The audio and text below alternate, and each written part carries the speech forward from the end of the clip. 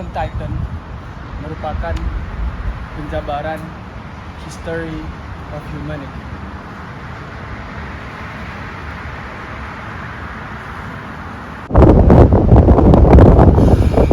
Sebagai penikmat pop culture, anime menjadi eksportir budaya Jepang yang aktual. Oke, nice to know. Your information. Pertanyaannya kan kemudian apa manfaat menonton dari anime itu sendiri? Seolah-olah cerita fiksi tersebut diproduksi hanya untuk tujuan entertainment, layar kaca hiburan. Padahal aku menemukan perintilan dunia nyata atau mungkin barangkali bersinggungan makna perihal beberapa ide gagasan seperti sosialisme, politis, filosofi, termasuk pencarian jati diri, dan masih bisa banyak dikulik lain.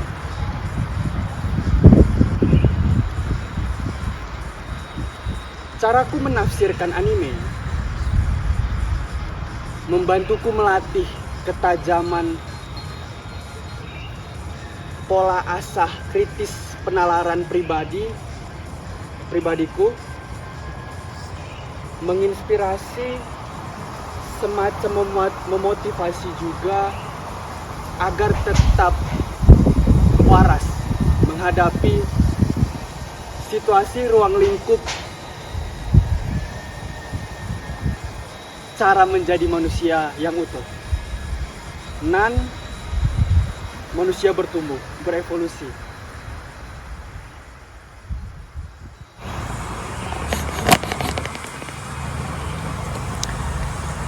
Walaupun ini terkesan ini datang dari opini seorang individual, percayalah, niscaya menonton anime dapat memunculkan empati natural. Artinya memahami manusia, saling memahami antar makhluk peradaban. Cukupan sampai di sini dulu. Sesuai sama janji kita akan bahas sesuatu di luar musik. Oke. Coba aku bikin screen sharingnya sesuai sama judul forum Discord kita adalah Grebek Titan, anjir. Grebek Titan. Boleh. Udah lama nih aku soalnya kemarin. Oke. Kayak waktu plan trip baru ngomong-ngomong anime jadi kayak pas lah. Kembali spesifik bicara Attack on Titan. Anime Shingeki no Kyojin. Caraku untuk menyusun kalimatnya bentar ya.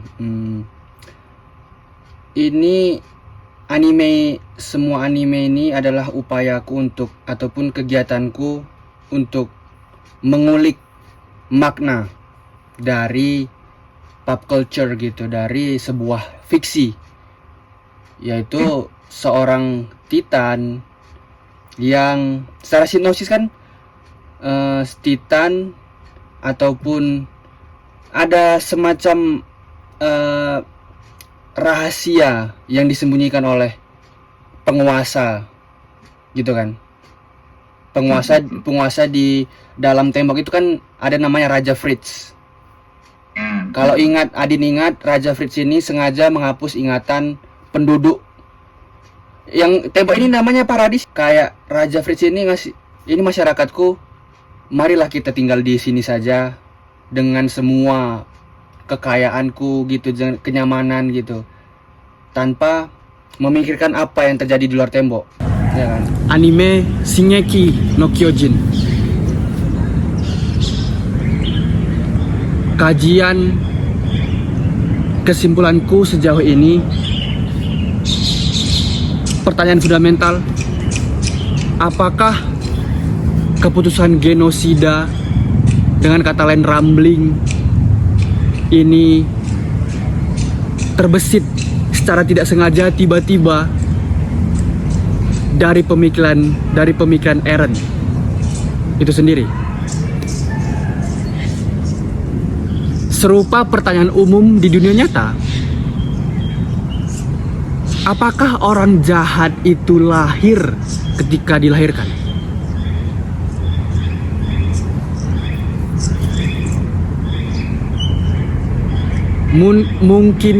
Mungkinkah dia jahat, dia ditakdirkan untuk jahat?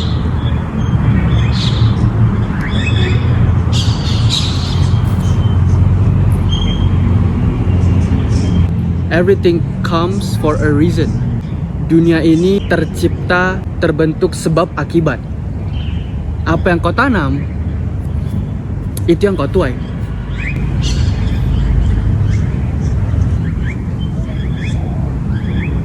Dunia ini terbentuk struktur hierarki.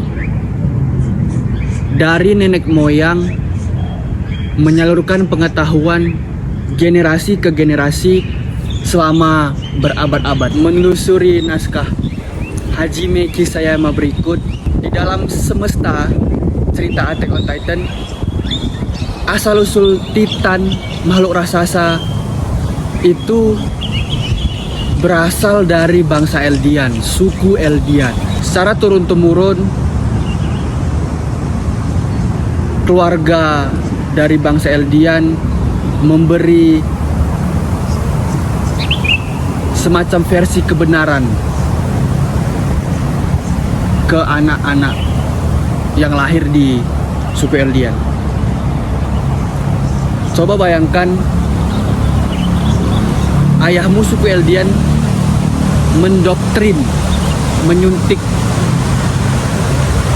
mencekoki kebenaran yang menurut ayahmu itu benar. Kebenaran terhubung kebebasan. Jadi pertanyaan kita juga, dari mana buku Armin yang diberi oleh kakeknya itu?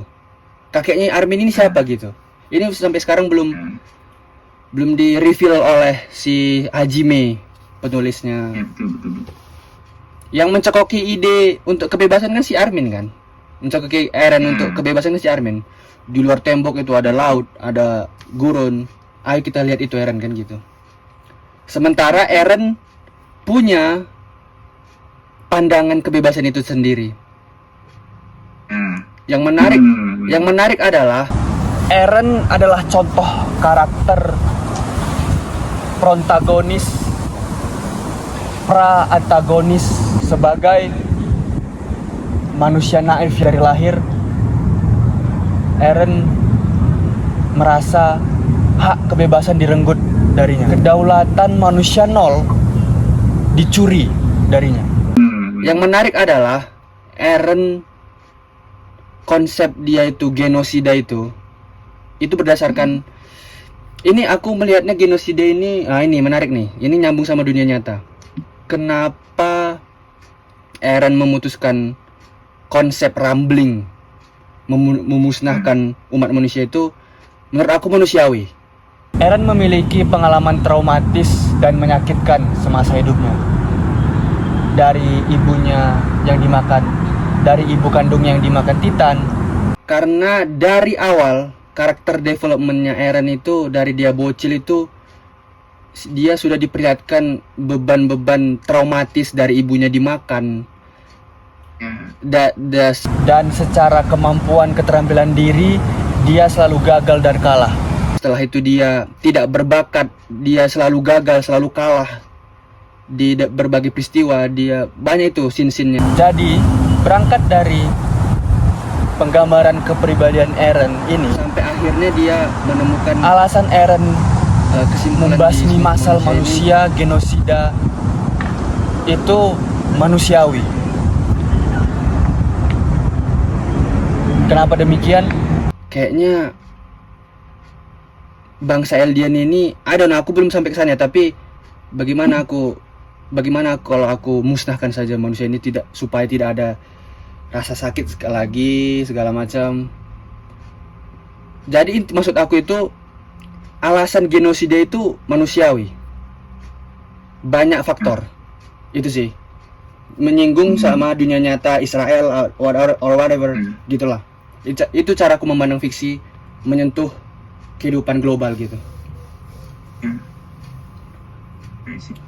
Kalau nanti reason, Eren, apa genosida dan sebagainya, sebenarnya ya acting kalau dari yang kamu pahami gak akan jauh dari situ lah, karena itu intinya itu comes from Eren himself gitu. Tapi nanti ada mungkin jatuhnya ada added konteks lah. Nanti kenapa Eren bisa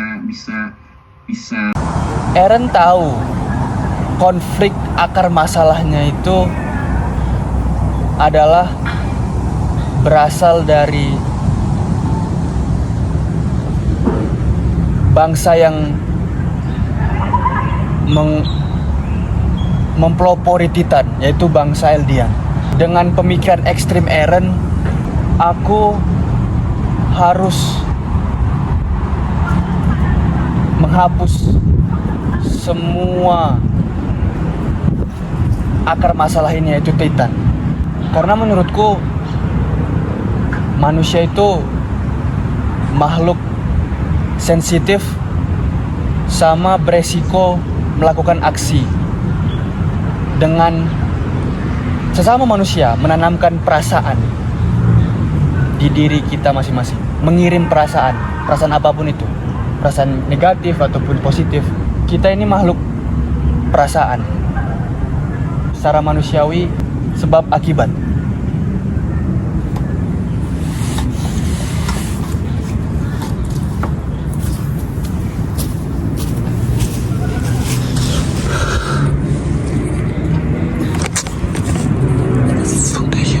Atau misalnya kayak pembalasan itu juga akan ada sih nanti later. Menurutku salah satu edit konteksnya nanti akan ya, dan ada politiknya juga sih, benar-benar politik heavy banget nanti season 4 karena akan involve nation lain kan sih. Di dalam cerita fiksi Attack on Titan ini ada juga menyinggung isu rasisme bangsa Eldian, Marley, Paradis dan sebagainya kan. Karena kita sudah berada di fase untuk mari membedah gitu, jangan hanya menonton gitu kan, jangan hanya menjadikan ini hiburan.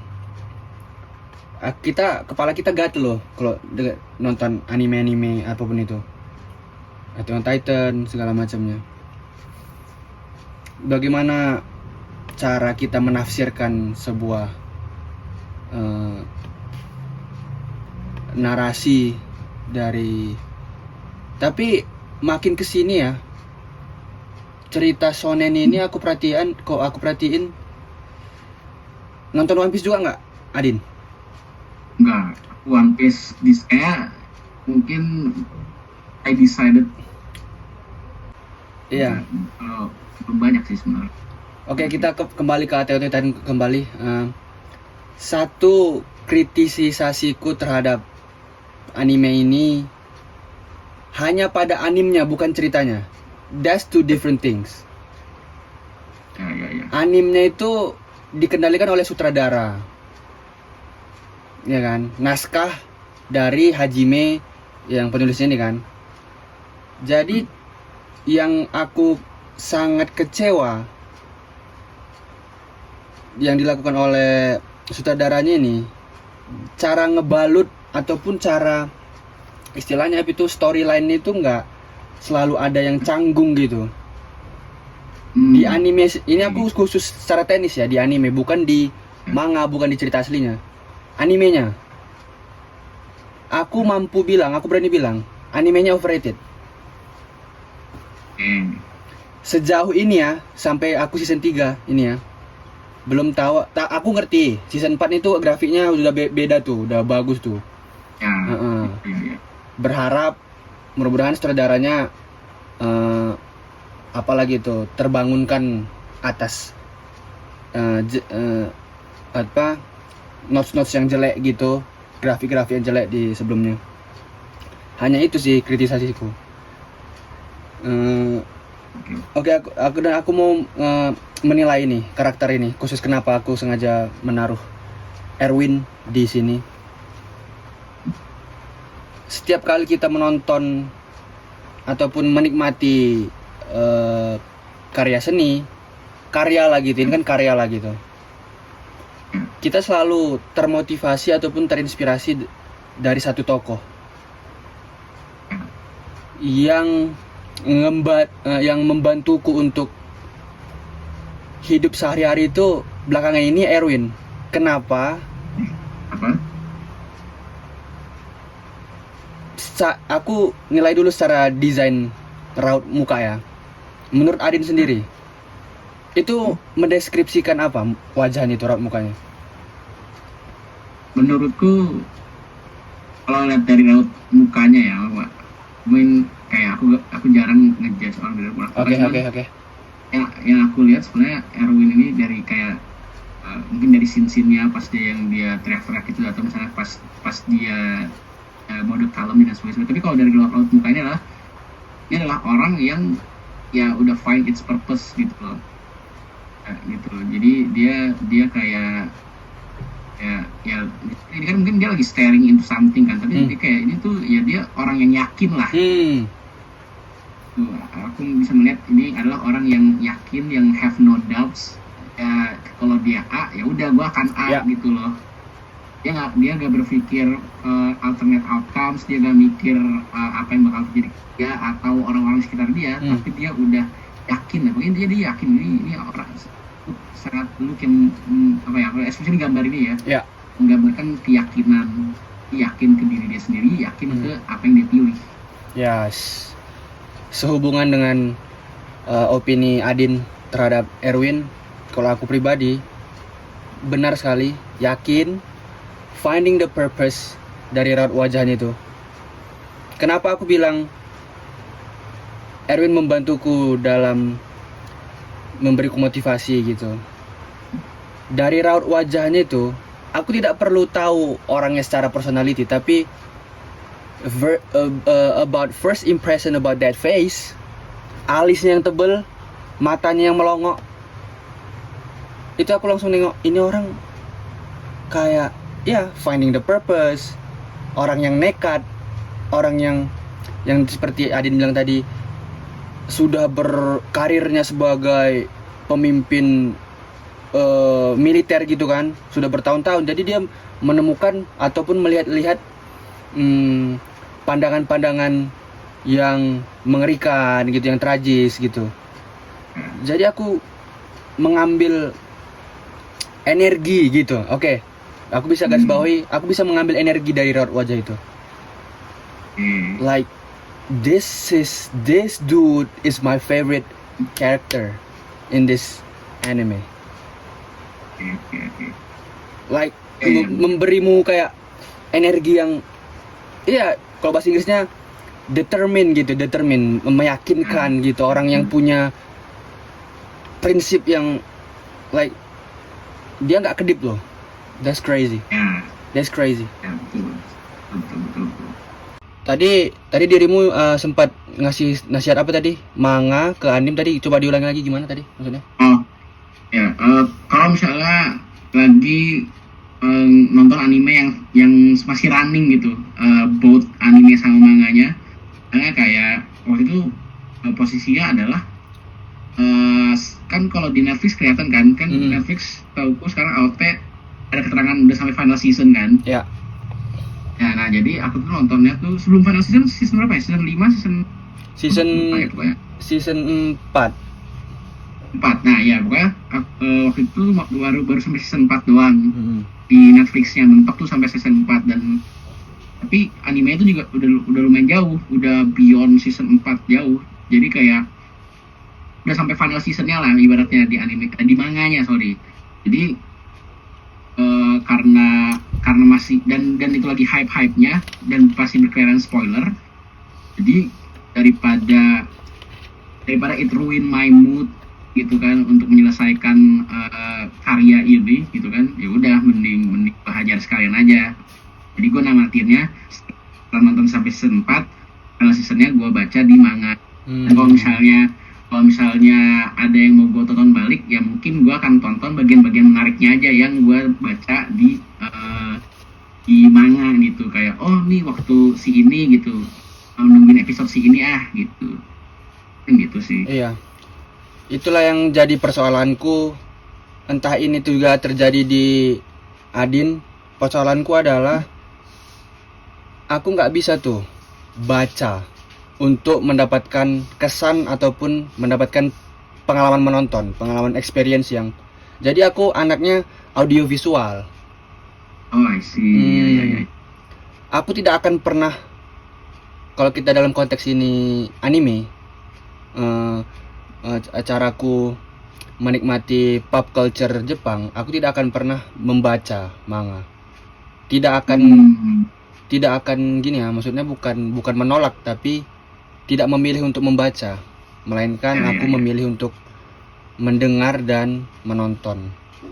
Jadi aku sekarang berada di season 3. Aku setiap kali setelah aku menonton, aku rajin tuh. Setelah aku nonton, aku rajin untuk kayak mengketik-ketik opini-opini mentah gitu. Ya. Secara konsisten di noteku. Kesan ini kan aku mencoba nonton Attack on Titan ini kan karena rasa penasaran yang belum terselesaikan gitu. Awal-awalnya aku sudah nonton season 1 full itu pas lagi hype-hype-nya. Berhenti di season 1. Jadi season 1 itu aku pengen maraton. Jadi sekarang ini pengen nonton maraton secara set gitu. Karena penasaran akan ini kan menurut aku pribadi jenis anime yang sangat kontras, sangat distinguish gitu bahasa Inggrisnya dengan anime yang lain. Coba konsepnya itu kayak manuver, Titan itu kan sangat berbeda dengan tipe-tipe shonen yang lain. Betul. Jadi ketika aku memutuskan untuk menontonin kembali, ekspektasiku kan tinggi tuh. Scene momen Eren yang dimakan kakinya di awal-awal. Ya. Dan dia dimakan gitu. Itu terasa cringe.